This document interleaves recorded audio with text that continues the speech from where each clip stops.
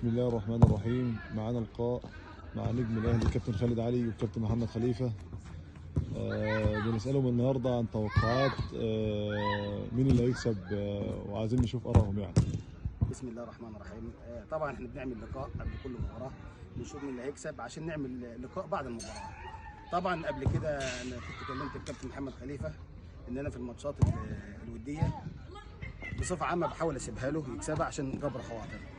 واحنا الماتش اللي فات كان ماتش ديربي كبير جدا، كان على كاس العالم وتيشيرتات ومبالغ ماليه، فطبعا احنا ما بنفوتش حاجه زي كده نجوم الاهلي، فكسبناه نتيجه كبيره يعني استحيل انا اقولها. والنهارده عندنا مباراه برضو على جوائز ان شاء الله، وبرضو ابشركم باذن الله ان احنا هناخد برضو المباراه النهارده. اتفضل يا كابتن محمد. هو قال اللي قاله. انا لاعب 65 دقيقة فايز عليه 4-2، بس هو في لاعب يكمل ولاعب ما يكملش.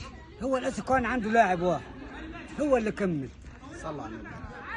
عايزك السلام. احنا مالناش دعوه منها يركع على اللاعب اللي يركب على اللياقه البدنيه وركع اللي يكمل. القضيه في 65 دقيقة انا فاز عليها 3-2 4-2. ان شاء الله رب يكون 99 دقيقه ولسه دقيقه. مين اللي كسب في الاخر؟ انا كسبت فرق 6. والنهارده على جواز وهنشوف وخد دي يا كابتن، هنشوف مين اللي هيكسب. خد دي انت وجدك. هنحكم النهارده في نهايه المباراه ان شاء الله يا كابتن خالد. هنعمل لقاء بعد المباراه ان شاء الله ونشوف مين اللي هيكسب النهارده باذن الله. السلام عليكم ورحمه الله وبركاته. تعال قول يا جدع، ايش الفرقه بتاعتي؟ قول اللي في ايش نفسك، فرقتي؟ دافع عن نفسك. ايش فرقتي؟ خد انت وهو دي بعد المباراه. انت خسران. صارت تنعلي فرقه مكان ما تبيه 4-0 تعال. 4-0 4-0 خد دي. يلا يا عماد 4-0 تنعلي الفرقه. كم فرقه خليهم يمسكوا بعض. خلي لعيبه تمسك بعضها. خلي لعيبه تمسك بعضها. كم النتيجة؟ تجيب لها فرقه انا ما اعرفش كم بقى في النتيجة؟ الملعب.